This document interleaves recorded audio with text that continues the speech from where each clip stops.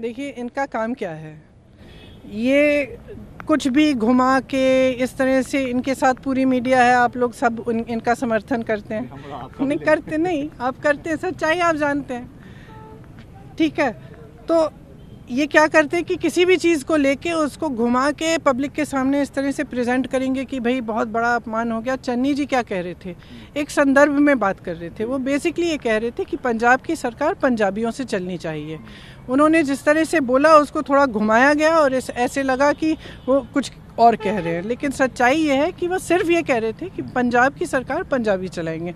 मुझे तो नहीं लगता कि कोई यूपी से आकर यहाँ पे राज करना चाहता है, कोई इंटरेस्टेड भी है। यूपी में भी नहीं चाहते कि पंजाब से कोई आके राज करे, ठीक है। अब जहाँ तक ये बात हुई कि मेरे खिलाफ माहौल बन रहा है, मेरे खिलाफ माहौल तो इनको बनाना ही पड़ेगा, क्योंकि ये जानते हैं कि यूपी में कौन लड़ रहा है। 3 सालों से यूपी के जितनी भी समस्याएं उनकी सरकार के खिलाफ एक ही पार्टी है जो लड़ी है, कांग्रेस पार्टी है। बाकी सब झुके हैं इनके सामने, निकले नहीं अपने घर से, इनको मालूम है।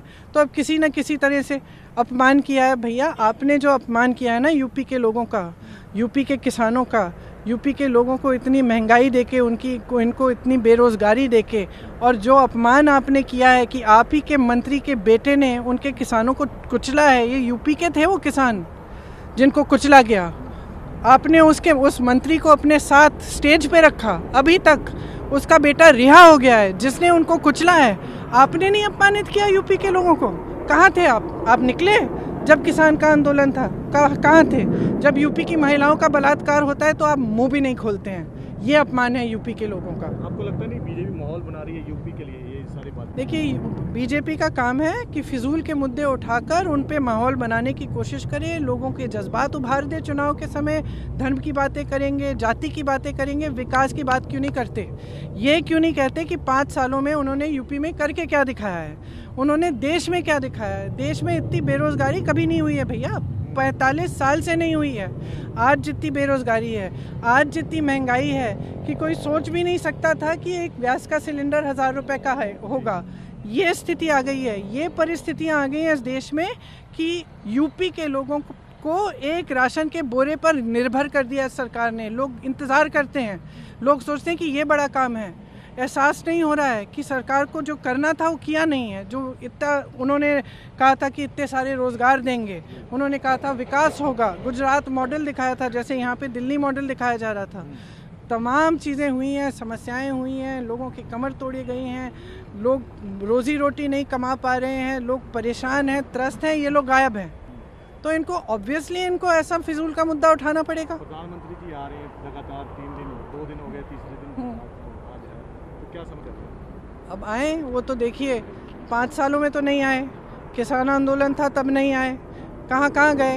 अमेरिका गए, कनाडा गए, इंग्लैंड गए, जापान गए, पाकिस्तान गए, बिरयानी खाई वहाँ, श्रीलंका, कहाँ आप कोई भी नाम ले लो किसी भी देश का, मेरे ख्याल से कोई प्रधानमंत्री नहीं होगा जिसने इतना टूरिज्म कर डाला। लेकिन पंजाब नहीं आए। अब चुनाव हुआ है तब पंजाब आए हैं ना, तब पूछ रहे हैं ना आपको चुनाव की समय, तो बाकी टाइम कहाँ थे? पंजाब में क्या माहौल लग रहा है आपका? माहौल मुझे पक्का कांग्रेस का माहौल लग रहा है। मुझे लग रहा है कि यहाँ कांग्रेस की सरकार जरूर आएगी। और लेकिन आपके जो केजरीवाल हैं वो कह रहे हैं कि हमारा जो भगवंत मान, केजरीवाल मेरे तो नहीं है बिल्कुल। आप पार्टी का, अच्छा, आम आदमी 51,000 वोट से आप भगवंत मान जीत रहे हैं, लेकिन दोनों सीटों से आ रहे हैं। उनको ज्योतिषी विद्या वो जानते होंगे। अगर वो इतना एक्यूरेट अनुमान कर रहे हैं कि कितने वोट आएंगे, तो हो सकता है कि कहीं वो ज्योतिषी हैं। और मैं तो नहीं हूँ। उन्होंने, आप वालों ने एक वादा भी किया है कि एक पंजाबी को 7 लाख के करीब फायदा। मैंने क्या कहा कि एक भी 7 के पे खेलने वाले हैं ये। मोदी जी ने क्या कहा था, 15 लाख दिलवाएंगे हर जन को। मिला? आपको तो नहीं मिला। तो उसी तरह से अब ये कह रहे हैं कि 7 लाख का फ़ायदा होगा। दावे के साथ कह सकती हूँ नहीं होगा। दिल्ली वालों से पूछिए, एक हॉस्पिटल नहीं बनाया है, एक शिक्षा का संस्थान नहीं बनाया है। कोरोना के समय क्या हालत थी दिल्ली वालों की, विकास नहीं कराया है, कुछ नया नहीं किया है, कुछ नया नहीं किया है। और सिर्फ विज्ञापनों पे खर्चा किया है। बिल्कुल जिस तरह से मोदी जी और भाजपा की सरकार करती थी उसी तरह से ये है। उसी तरह की घोषणाएं चुनाव के समय, खोखली घोषणाएं, कुछ नहीं मिलने वाला इसमें से। आप समझदारी से अपना वोट दीजिए। आप में बहुत विवेक है, पहचान लीजिए आपके सामने क्या है। किसान का जो आंदोलन था, किस लिए था? किसान कानून लाए गए थे। कौन लाया? भाजपा। उन कानूनों को सबसे पहले किसने स्वीकार करके नोटिफाई किया? अरविंद केजरीवाल जी की सरकार ने। ठीक है, भाजपा कहती थी किसान आतंकवादी है, ये जाते हैं आतंकवादी के घर में, ये रात बिताते हैं। समझ लीजिए आपके सामने क्या है। ये लोग अपनी महत्वाकांक्षाएं पूरी करने के लिए यहाँ आए हैं। आपको यहाँ, चन्नी जी कह रहे हैं, मैं भी कह रही हूँ, आपको यहाँ एक ठोस सरकार चाहिए, स्थिर सरकार चाहिए, जो पंजाबियों के लिए चले, जो पंजाब की सरकार हो। लास्ट वाले, आप कल आपने अपने परिवार के शहीद याद किया आपने जी जी, ये क्या कारण था उसका और क्या? कल मैं भावुक इसलिए हो गई थी क्योंकि मेरे रोड शो में एक महिला मेरे पास आई जिसके साथ बहुत बुरा हुआ, बहुत ही बुरा। और वो उसकी 19 साल की लड़की थी और मेरी भी 19 साल की लड़की है। और जिस तरह से वो माँ रोई है मुझे पकड़ के, मुझे बहुत ही दुख हुआ। और इसलिए मैंने थोड़ा सा भावुक भाषण दिया। और क्योंकि मुझे लगा कि लोगों को जागना पड़ेगा, क्योंकि जो हो रहा है हमारे देश में, उत्तर प्रदेश में, हर जगह गलत हो रहा है। और जो राजनीति होती है ना, वो लोगों की समस्याएं उसको सुलझाने के लिए होती है, लोगों को में फूट डालने के लिए नहीं। ये नहीं होना चाहिए कि महिलाओं पे अत्याचार होता है, कोई सुनवाई नहीं है, पुलिस उसके खिलाफ केस। उसने मुझे पता है क्या कहा?